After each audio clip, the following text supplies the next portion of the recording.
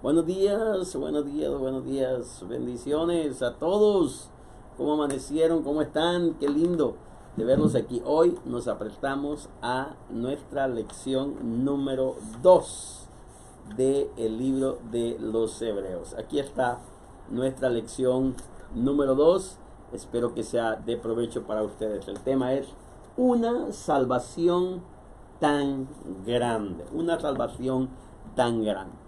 ¿Qué es lo más hermoso que nosotros hemos recibido de Jesús? No es la sanidad, no es la restauración, sino es la salvación. El milagro más grande en la vida de la persona es la salvación. Porque de tal manera amó Dios al mundo, dice la palabra de Dios, que dio a su Hijo unigénito, para que todo aquel que en él cree no se pierda, mas tenga vida eterna. Y esa es la lección de este segundo capítulo del libro de los Hebreos, una salvación tan grande, ¿verdad? Vamos a entender un poquito acerca de por qué es importante entender lo que significa una salvación tan grande. Una salvación tan grande que está en vasos de barro. Y hay una gran lección aquí que a mí me gustaría que usted lo tome. ¿Por qué una salvación tan grande está en vasos de barro? Porque el estuche no puede ser más importante que el producto. ¿Se ha fijado usted cuando compra en algunas tiendas algunos artículos que vienen con un estuche tan fantasioso, tan grande, tan maravilloso, que realmente lo que encarece lo que usted está comprando es el estuche que está afuera?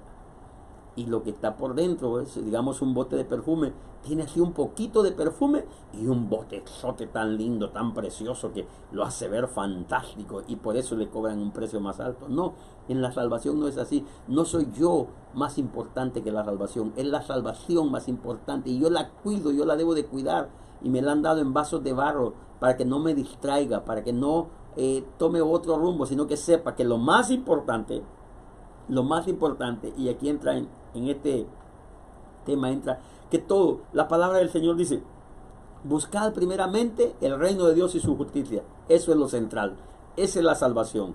Todo lo demás es añadidura. Pero la riqueza no es más importante que la salvación. Aún la salud no es más importante que la salvación. Las relaciones no es más importante que la salvación. Los bienes materiales, no. La salvación es lo más grande que nosotros podemos tener.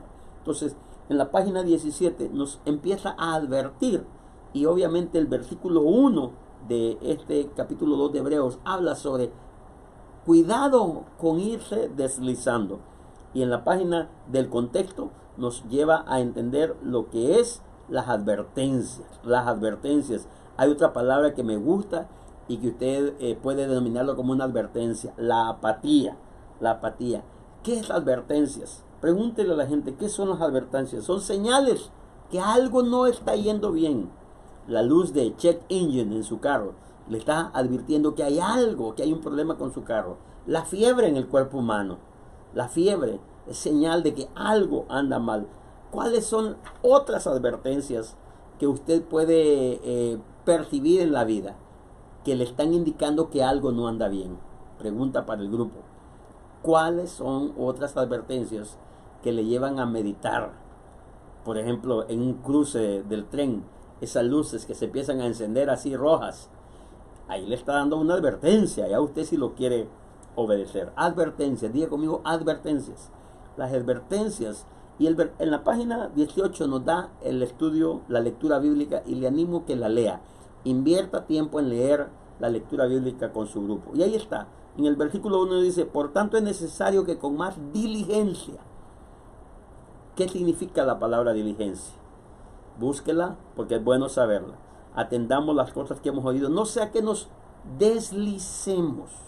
Fíjese bien que la palabra aquí no es que no sea que nos caigamos, no sea que tropecemos, no sea que fracasemos, no, sino que deslicemos.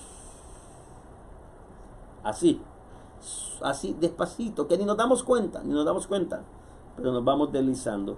Y en el versículo 3 dice, ¿cómo escaparemos nosotros si descuidamos una salvación tan grande? ¿Por qué enfatiza en esto de la salvación tan grande? ¿Cómo era la redención de pecados en el Antiguo Testamento? Por un cordero, por un animalito. Cada vez que había que ofrecer redención de pecados se traía una ofrenda, un animalito sin mancha, un cordero. Pero nadie en el Antiguo Testamento no registra que un hombre haya muerto para darle salvación a alguien. Hasta en el Nuevo Testamento dice la palabra del Señor que más Dios muestra su amor para con nosotros en que siendo aún pecadores, Cristo murió por nosotros. Esa muerte de un hombre, eso hace grande la salvación. El hecho de que Dios se desprendió de su único hijo. Así que lea toda la lectura bíblica. Página 19. Explorar el texto. Entender qué es lo que el texto nos está diciendo, ¿verdad? Dijimos que el versículo 1 es para aquellos que se han empezado a deslizar, que han empezado un proceso de caída poquito a poquito. Y cómo usted nota que alguien se está deslizando.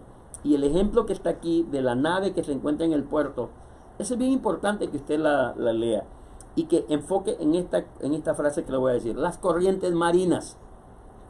El barco no tiene temor de ser arrastrado solo por el viento. Pero para que él se sostenga, el mayor enemigo del barco son las corrientes marinas. Usted ha bañado en el mar. Usted sabe lo que estoy hablando de las corrientes marinas. Usted sabe que hay problemas porque usted está bañando en cierta área y el mar lo empieza a mover, no el viento, sino las corrientes marinas lo empiezan a mover. Esas corrientes religiosas, esas corrientes de moda, de novedades, aquellas voces que dicen esto no es malo, esto aquí, esto es allá, todas esas corrientes que vienen internamente y que empiezan a movernos de la fe. Es importante entender lo de las corrientes marinas. Y ahí está una pregunta que es importante que usted se la haga a la audiencia. ¿Has tenido tú tentaciones en esa índole? Alguien te ha dicho, esto no es tan malo hacerlo, esto aquí, esto allá, ustedes son muy religiosos, ustedes esto, ustedes aquí. Cuéntelo y que la gente lo diga.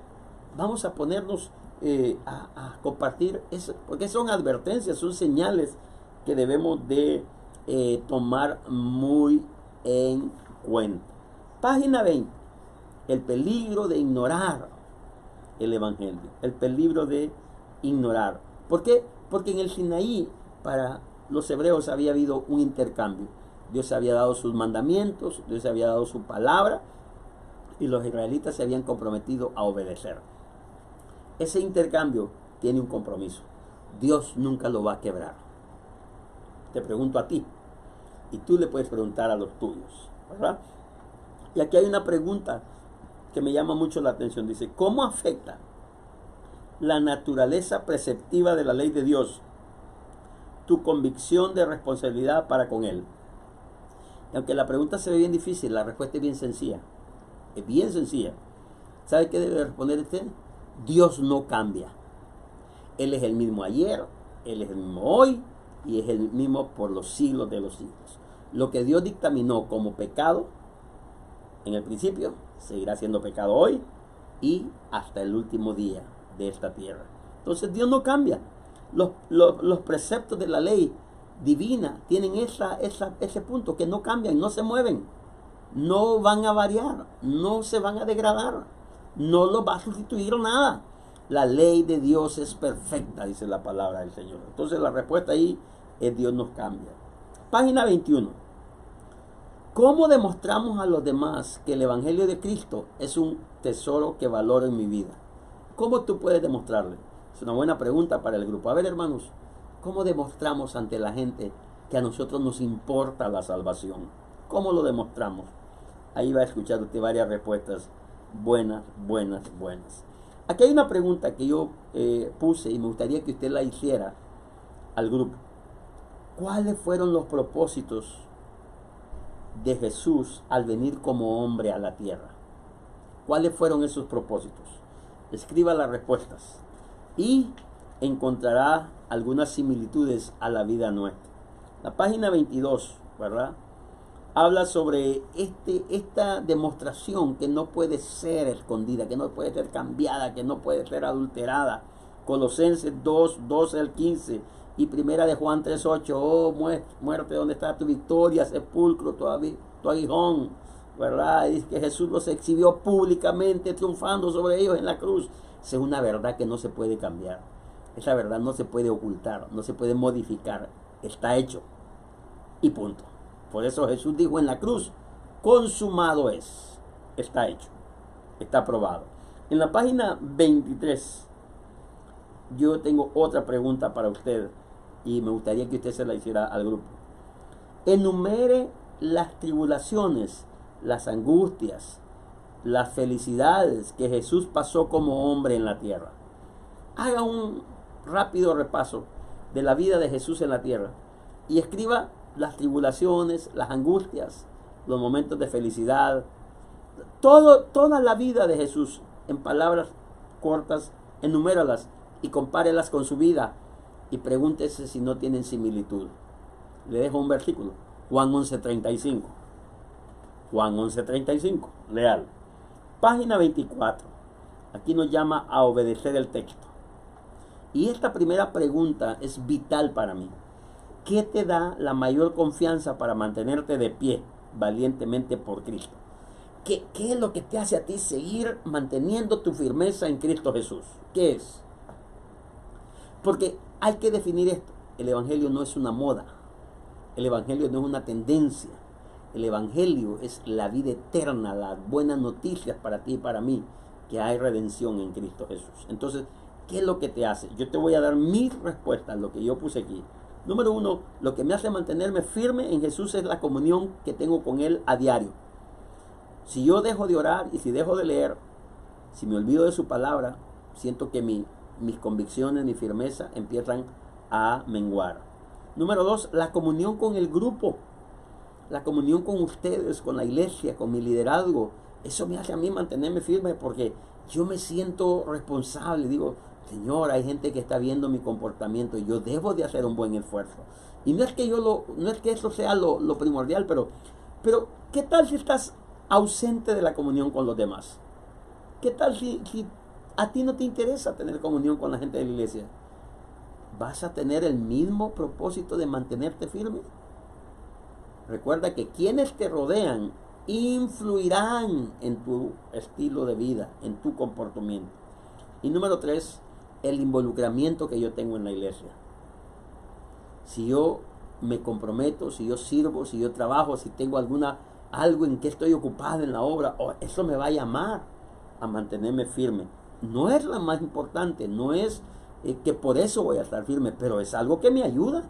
Si yo no me comprometo en nada, no tengo muchas razones, ¿verdad? Y por último, el versículo para memorizar es Hebreos 2:1. Repítalo, repítalo, repítalo. En la página 25 es para sus reflexiones personales. A ver, ¿qué fue lo que más te gustó de esta reunión? De esta lección número 2. Apunta ahí tus preguntas o apunta tus reflexiones.